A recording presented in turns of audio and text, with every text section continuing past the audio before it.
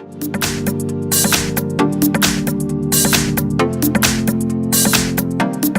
I've got iPhone X or clone, and let me show you how to change wallpaper on the following device.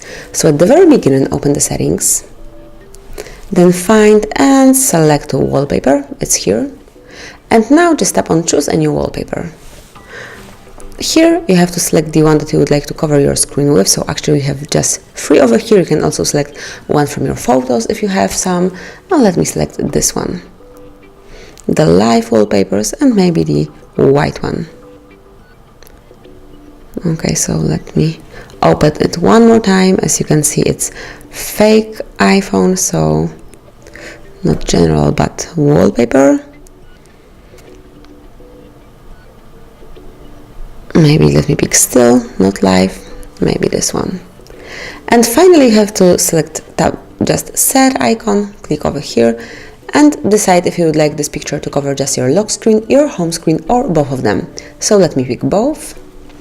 Give your device a few seconds, go back to home screen. And now, as you can see, brand new wallpaper is covering your home screen and also the lock screen.